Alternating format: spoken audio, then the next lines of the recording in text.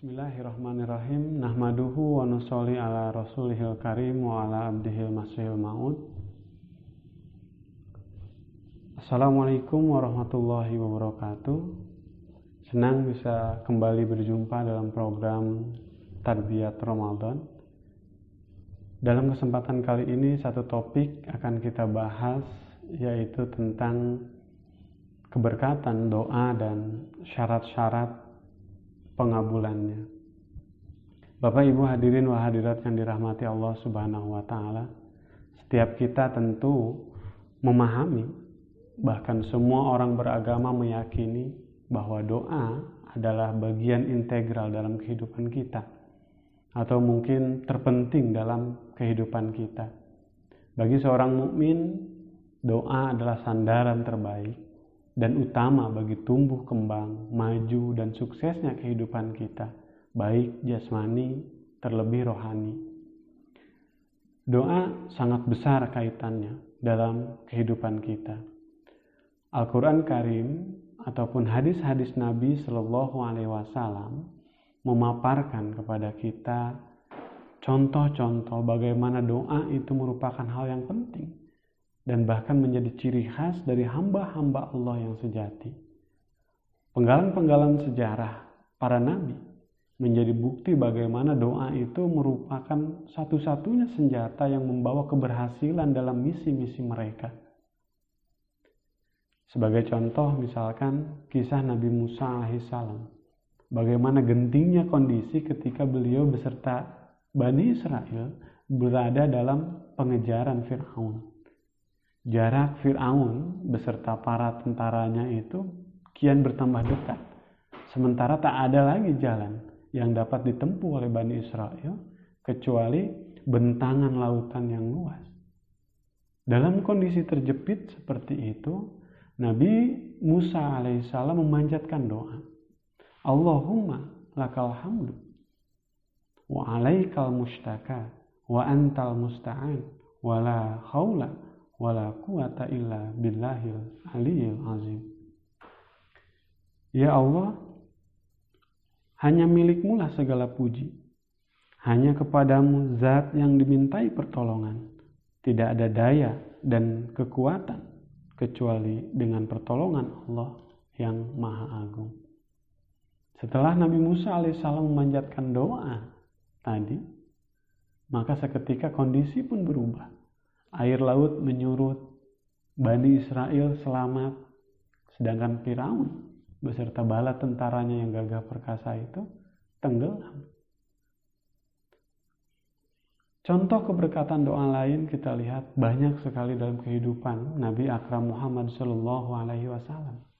Sebagai contoh, ketika Rasulullah bersama segolongan kecil dari umat Islam berada di Badar dan harus berhadapan dengan 1.000 tentara kafir dengan persenjataan yang lengkap.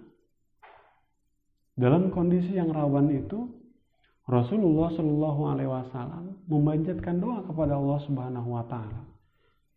Allahumma anzizli ma wa'adtani, Allahumma ati ma wa'adtani, Allahumma intuhlika hadhil isobata min ahlil Islam la tu'bad fil ard.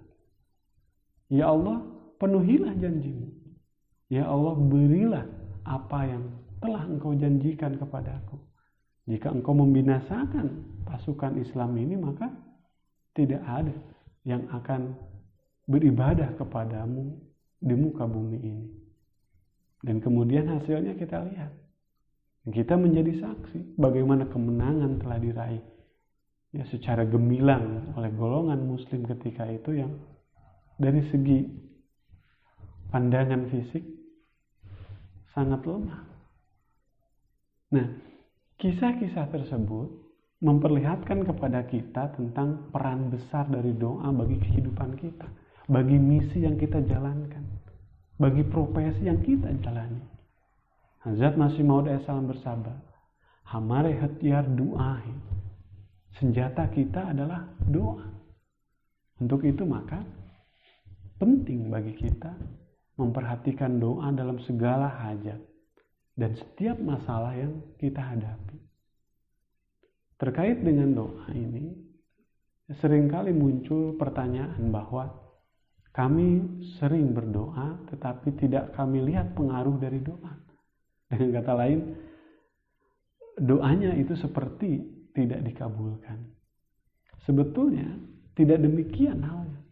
Karena Allah Subhanahu wa taala secara jelas menyatakan dalam Al-Qur'an, "Ud'uni astajib lakum."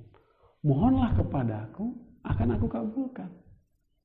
Dalam kondisi tersebut, yang biasanya terjadi adalah ketidakfahaman seseorang antara apa yang dia minta dengan kondisi pribadinya. Hazrat Masih Maud memberikan suatu permisalan. Seibarat seorang petani yang membutuhkan hewan untuk membajak sawahnya. Namun saat dia menghadap kepada raja, dia malah meminta seekor unta untuk menopang kebutuhannya tersebut. Nah, seorang raja yang bijak tentu tidak akan memberikan unta, tetapi dia akan memberikan lembu atau sapi, atau kerbau kepada petani tersebut. Kebijaksanaan sang raja ini sesuai dengan kebutuhan petani tadi daripada keinginan petani itu sendiri. Permisalan lain yang disampaikan oleh Hazrat Masih Maud juga adalah seperti seorang bayi yang tertarik oleh nyala bara api. Apakah kemudian sebagai orang tua yang bijak, kita akan memberikan bara api kepada bayi kita, kepada anak kita? Jadi Allah Subhanahu wa taala selalu mengabulkan setiap doa sesuai dengan kebijakannya, bukan sesuai keinginan kita. Dalam topik lain, pengabulan doa juga bisa diibaratkan seperti hubungan pertemanan. Dalam suatu masalah terkadang kita harus mendengarkan saran atau masukan dari kawan kita. Tapi dalam kondisi tertentu kita pun harus menekankan pandangan kita. Nah, Allah Subhanahu wa taala pun demikian. Terkadang Allah Subhanahu wa taala mengabulkan doa seseorang sesuai dengan keinginannya. Namun pada waktu lain Allah Subhanahu wa taala mengabulkan doa sesuai dengan kebutuhannya, bukan atas keinginan sang hamba itu. Namun demikian memang untuk dikabulkannya suatu doa memiliki syarat. Hazrat Masih Maud di banyak tempat sering menyampaikan mengenai topik doa ini. Ada 2 syarat yang akan saya sampaikan dalam kesempatan kali ini yang terkait aspek fundamental dan sentral berkenaan dengan pengabulan doa. Beliau menyampaikan bahwa doa tidak diterima sampai hati menjadi murni. Jika hati Anda dipenuhi dengan dendam mengenai seseorang, bahkan dalam kaitannya dengan masalah duniawi tertentu, doa Anda tidak dapat diterima. Jadi syarat pertama untuk terkabulnya doa adalah kebersihan hati. Karenanya sangat penting demi pengabulan doa seseorang tidak memberi tempat pada semua dendam dan kebencian pribadi di hatinya. Untuk itu maka penting untuk senantiasa beristighfar, memohon ampun kepada Allah Subhanahu wa taala untuk pemurnian hati dan memohon karunia-Nya kepada Allah Subhanahu wa taala supaya doa-doanya itu terkabulkan.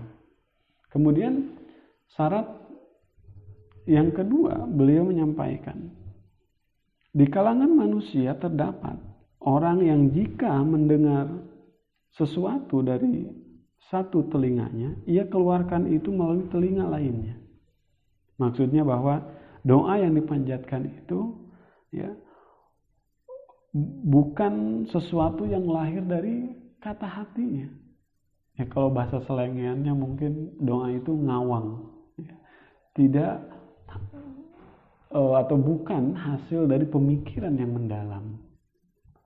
Beliau menyatakan, ketahuilah Allah Maha Kaya, Dia tidak akan peduli sampai seseorang memperbanyak dan berulang kali berdoa dalam keadaan perasaan tertekan dan merintih.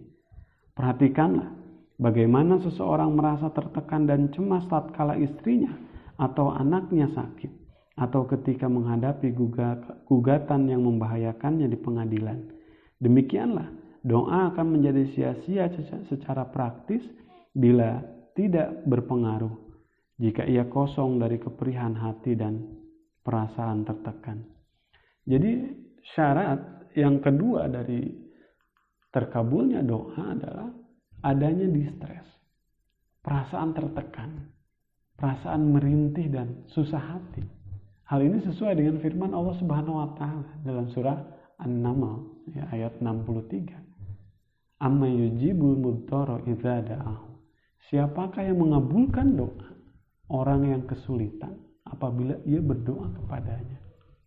Jadi jika tadi dikatakan obat bagi kebersihan hati sebagai syarat terkabulnya doa adalah istighfar, memohon pertolongan Allah Ta'ala, maka langkah untuk menunjukkan keperihan hati adalah dengan menjalankan ibadah-ibadah nafal, khususnya sholat tahajud. Beliau menyatakan, jika tidak terdapat keperihan yang khas dan kepedihan hati yang dirasakan oleh kolbu, bilakah seseorang akan bangun dari tidurnya yang nyaman?